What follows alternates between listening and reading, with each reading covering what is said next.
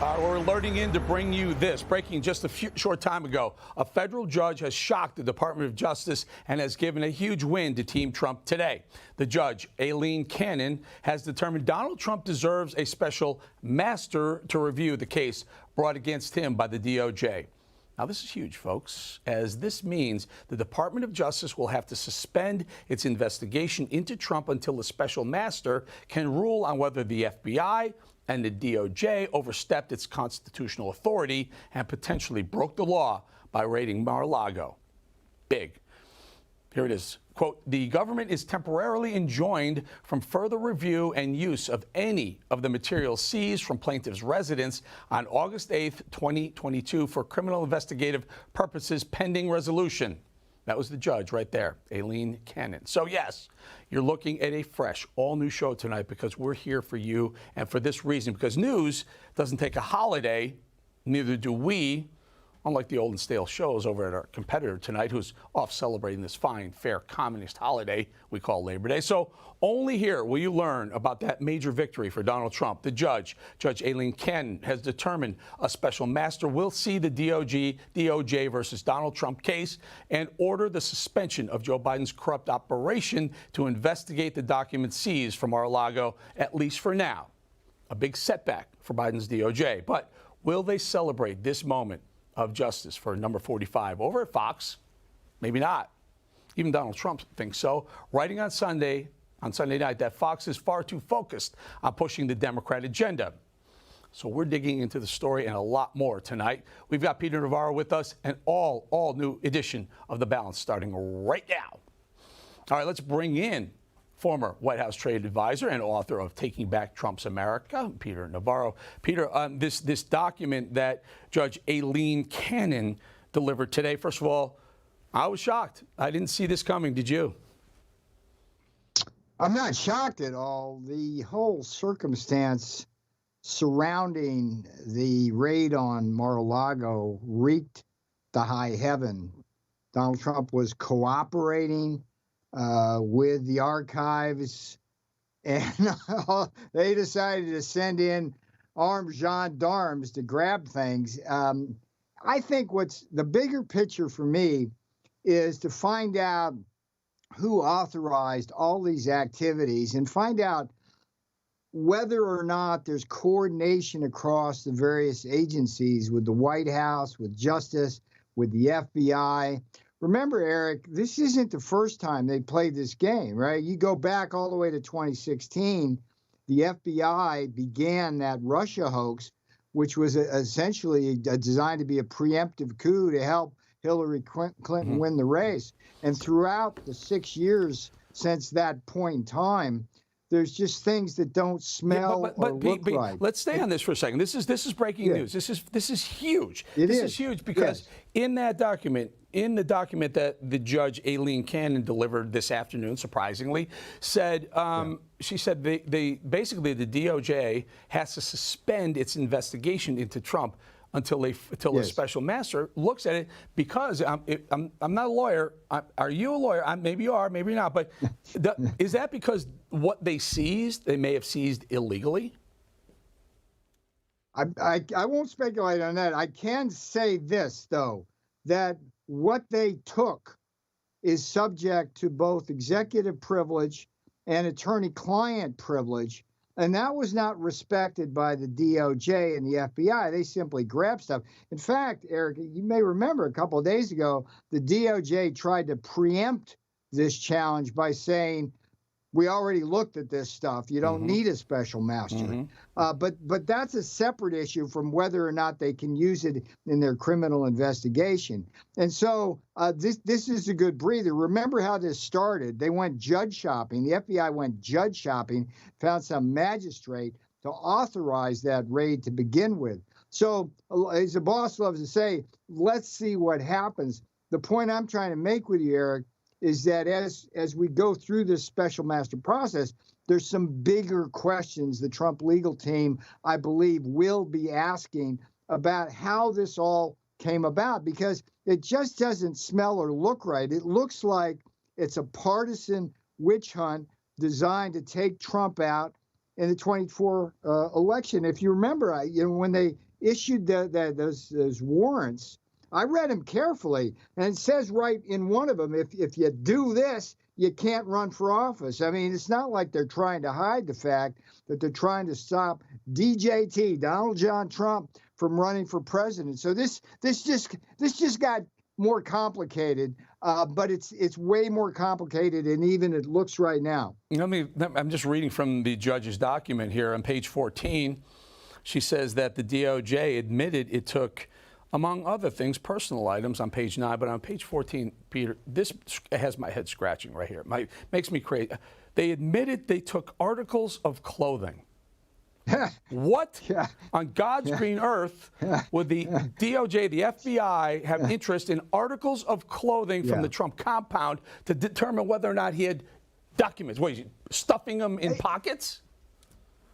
Look, they took his passports. Look, let's remind your audience, they put me in leg irons, Eric. They strip searched me and put me in the same cell John Hinckley was in when he shot Ronald Reagan for a misdemeanor. They're playing rough, Eric Bolling. They are trying to play rough. They're trying to bully Trump. They're trying to bully me. It's not working. We're fighting back.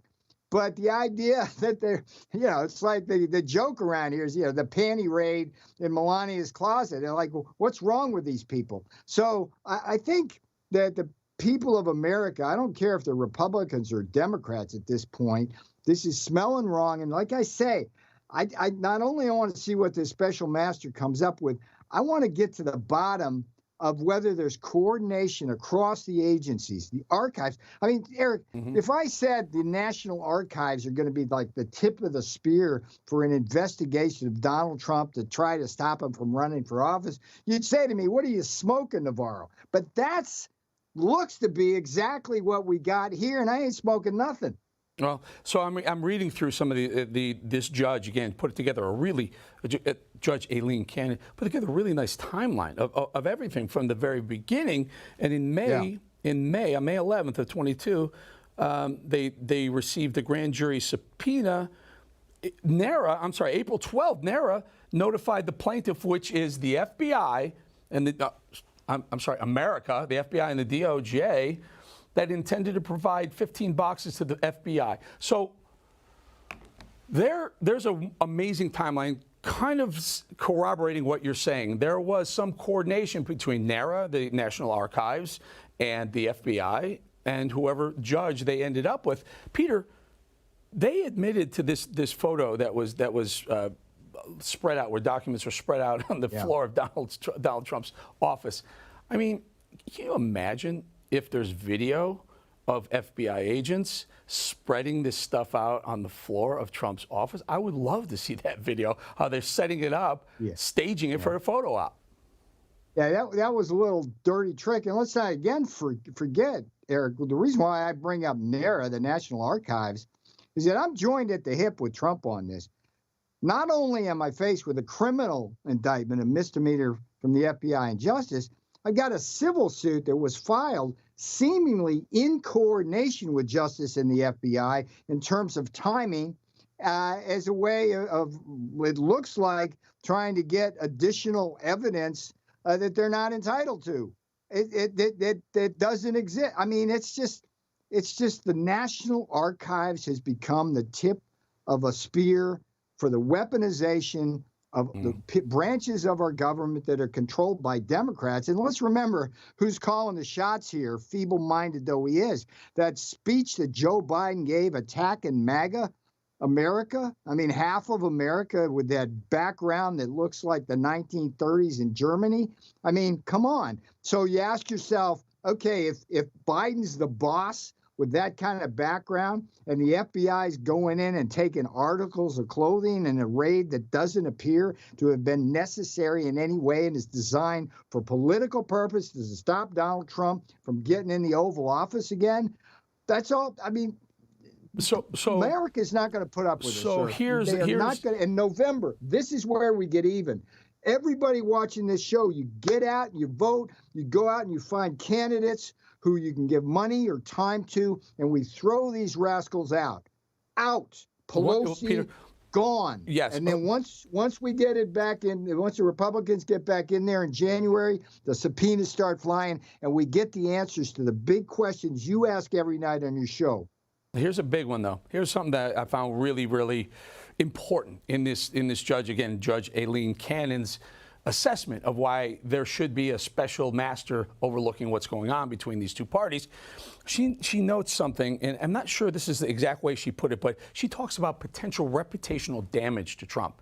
In other words, they were so in such a hurry, they were in such hell-bent on just breaking and grabbing stuff that an investigation, a raid on a former president's home compound could cause some damage to the man's reputation, and he may have recourse against the FBI and the DOJ. And I think that was fantastic. I love that line, that part of it. I'm so glad you raised that, Eric, because dating back to the whole Pelosi impeachments and all of that, they were trying to take Trump out. But even if they couldn't take him out from office, they still did immense reputational damage. I mean, there's people in America who still think that the Russia hoax, there's something to it. There's nothing to it. But that's what they do. This is lawfare. It's the partisan use of our legal and justice system of injustice right now. And this is wrong. And Eric, good for you to catch that, because you know, Donald Trump, I could see the lawsuit flying pretty quick against the FBI. Before we let you go, just throw that picture of the judge, Aileen Cannon. Just show our audience one more picture. That judge right there has guts. That judge stepped out and said, you know what, enough with weaponizing the DOJ, the FBI, and the other three-letter alphabet agencies of the United States government. Good job to you, Aileen Cannon, and thank you to Peter Navarro for joining us. Thanks, Peter.